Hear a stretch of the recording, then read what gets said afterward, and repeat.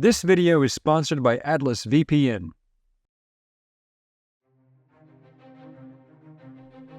The Founding Fathers were a group of late 18th century American revolutionary leaders who united the 13 colonies, oversaw the War of Independence from Great Britain, established the United States, and crafted a framework of government for the new nation, including the Declaration of Independence, the U.S. Constitution, and the Bill of Rights.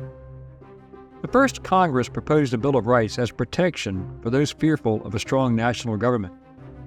The Bill of Rights came into effect in December 1791, after ratification by 3/4 of the state legislatures, and contains the first 10 amendments.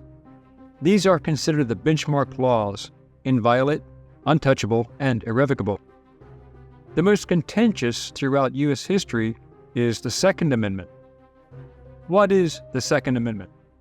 Why was it listed second in the 10 First Amendments? Why has it been the most contentious of all the amendments? Hello, I'm Colin Heaton, a veteran of the United States Army and Marine Corps, former history professor, book author, and welcome to this episode of Forgotten History.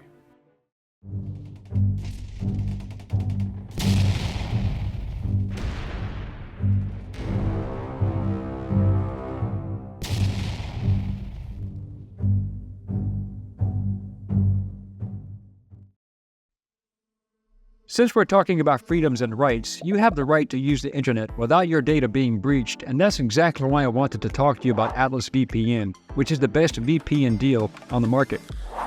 Enjoy the most affordable online protection for just $1.83 per month, plus 3 months extra with a 30-day money-back guarantee.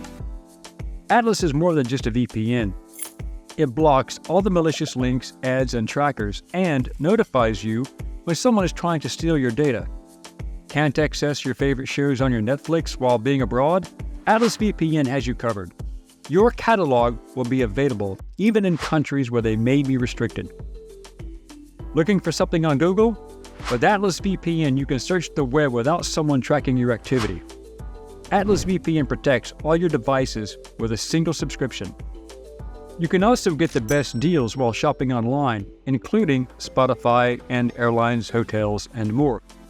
Grab the summer deal because now Atlas VPN Premium is just $1.83 per month plus 3 months extra, and with a 30-day money-back guarantee. Protect your privacy and get many benefits of Atlas VPN for the ridiculously low price. You can take this deal by clicking this link, which will also be in the video description below. Be quick, as it is a limited time offer. There's no violation of a Second Amendment right. We talk like there's no amendment that's absolute. When the amendment was passed, it didn't say anybody can own a gun and any kind of gun and any kind of weapon. You couldn't buy a cannon when this amendment was passed. And so no reason why you should be able to buy certain assault weapons, but that's another issue. The original text for the Second Amendment to the U.S. Constitution is, "A well-regulated militia, being necessary to the security of a free state, the right of the people to keep and bear arms shall not be infringed." The Second Amendment was considered the second most important law in the Constitution, ratified in 1791, and was proposed by James Madison to allow the creation of civilian forces that can counteract a tyrannical federal government. Their primary reason for having the right to own guns stemmed from the colonial period when the British tried to take the guns from their American subjects. The reality that the colonies would go to war meant that every able-bodied man needed to be armed. The Anti-Federalists believed that a centralized standing military established by the Constitutional Convention gave the federal government too much power and potential for violent oppression. This meant that the citizens needed to have the right to protect themselves and their property from any future government that wanted to exercise total control over the population in violation of the law to take away the freedoms they had been guaranteed under the Constitution. Modern militias are most commonly known as State Defense Forces, or SDFs. As of 2010, 23 states and territories maintained their own SDFs. Unlike state-governed organizations such as the National Guard, which fall under the auspices of the state governors, and can be federalized in times of national emergency. SDFs fall under the sole jurisdiction of state or territorial governments and cannot be commanded by the federal government. The first major challenge to the Second Amendment in New York, with the passing of the Sullivan Act, was named for its primary legislative sponsor, State Senator Timothy Sullivan, a Tammany Hall Democrat who wanted to remove all guns from New York. It went into effect on August 31, 1911. Lankovich, in his book on New York City, writes that Big Tim was more likely influenced by a desire to have his police friends use the law to frame opponents by planting guns on them. At the time, some complained that the law would only succeed in disarming lawful citizens, while others suspected that Sullivan was just trying to rein in the thugs on his own payroll. Famous lawman Bat Masterson, a friend of Sullivan's, criticized the law as obnoxious and said that he questioned Sullivan's mental state of mind over the law. Most saw that there was no reduction in gun crime as a result, and law-abiding citizens tended to become victims more frequently, especially during home invasions. Another attack was when the federal government started regulating and keeping records of machine guns back when it was passed by the National Firearms Act of 1934. Because of their scarcity, legal machine guns are also very expensive and still require the original 1934 machine gun tax stamp of $200, and the owner or trader must undergo extensive background checks and also permit the federal government to conduct searches of a residence or a gun store. That law mandated strict guidelines for manufacturers who put them in place for owners to register their machine guns. The next great gun control measure came after the assassinations of President John Kennedy, Attorney General Robert Kennedy, and Dr. Martin Luther King Jr. President Lyndon Baines Johnson had the Gun Control Act passed in 1968, which imposed stricter licensing and regulation on the firearms industry. The law was also passed to stop the ability of citizens from buying and receiving guns through the U.S. mail, which was done very frequently. Lee Harvey Oswald received his Mannlicher rifle that way, to kill President Kennedy. The new law also established new categories of firearms offenses and prohibits the sale of firearms and ammunition to felons and certain other prohibited persons, such as illegal drug users and the mentally ill with violent tendencies. Many believe that the only reason Johnson passed the act through Congress was due to the black riots in Los Angeles and other cities, as well as the rise of black radical groups such as the Black Panthers and Symbionese Liberation Army, who used weapons in crimes. Background checks were now a part of the process. The 1968 law also imposes the first federal jurisdiction over destructive devices, including bombs, mines, grenades, and other similar devices. Congress reorganized ATU into the Alcohol and Tobacco Tax Division, or ATTD, and delegated to them the enforcement of the Gun Control Act. Today we have the ATF, Alcohol, Tobacco, and Firearms. In 1986, the federal government imposed the Firearm Owners Protection Act, which expanded on the original law. It also banned possession and transfer of new automatic firearms and parts that fire bullets without stopping once the trigger is depressed.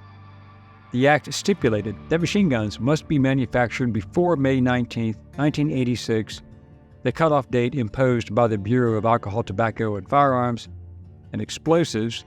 Fines of up to $250,000 and prison sentences of up to 10 years can be instituted to those in possession of an unregistered machine gun. Ban on assault weapons and high-capacity magazines. No one needs to have a weapon that can fire over 30, 40, 50, even up to 100 rounds, unless you think the deer are wearing Kevlar vests or something. California has always been a hotbed of gun control. Even Republican President Ronald Reagan supported the 1967 bill when he was governor, sponsored by Republican Don Mulford in response to the Black Panthers carrying loaded weapons in public. One is to make it a misdemeanor to have loaded rifles and shotguns and weapons in public places. The Mulford Act was also supported by the National Rifle Association, which banned open carry of loaded weapons in the state, and the Mulford Law is still on the books in California. In 1991, Reagan supported the Brady Handgun Violence Prevention Act, named for his press secretary, shot during the 1981 attempt on Reagan's life. That bill passed in 1993, mandating federal background checks and a 5-day waiting period. The Public Safety and Recreational Firearms Use Protection Act in 1994 followed the Mulford Act in California, which Reagan supported, and banned private use of assault weapons, such as certain semi-automatic rifles. This was a proposal by Democrats in Congress and signed into law by President William Jefferson Clinton. This federal ban expired in 2004. Some U.S. states have laws that prohibit assault weapons, which is a vague term at best.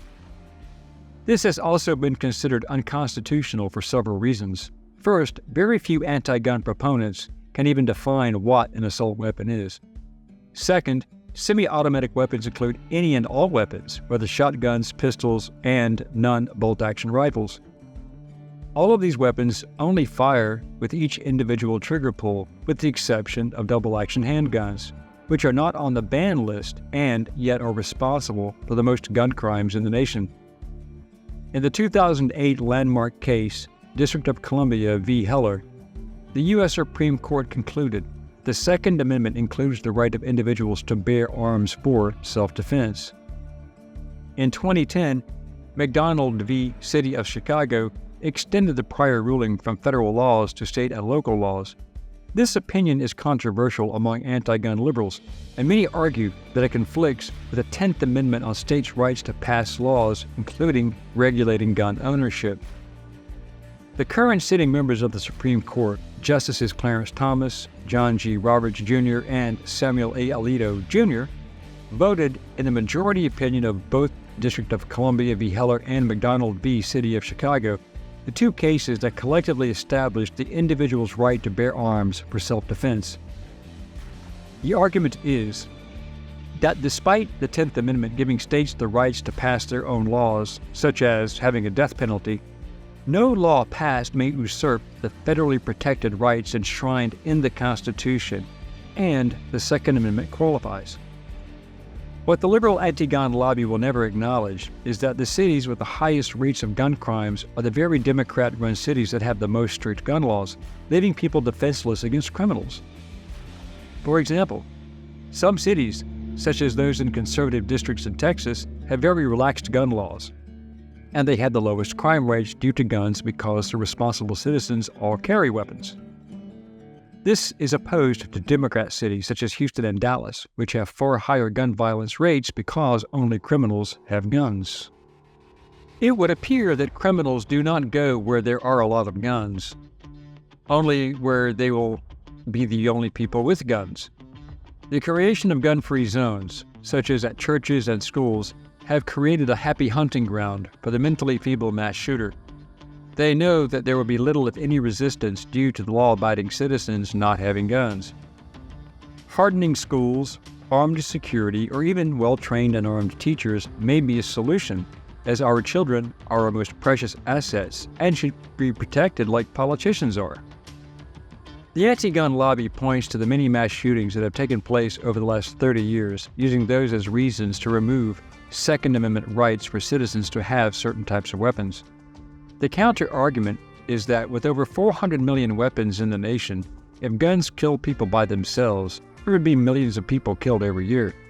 The fact is, they never report the fact that on the average, 2 million times per year, a legal gun owner prevents a crime with a firearm, often saving their life or someone else's. In most cases, the weapon is never fired. Just having it was a deterrent. The counter to the anti-gun logic would be better off banning cars, or at least doing background checks on car buyers who have had the same issues as potential illegal gun owners, since automobiles kill more people every year and most die due to driver negligence. Another thing that the liberal media does not state is that most gun deaths are suicides. Arizona and North Carolina have dropped the requirements for having carry permits. The gun crime has dropped, because criminals never know who may have one and know how to use it.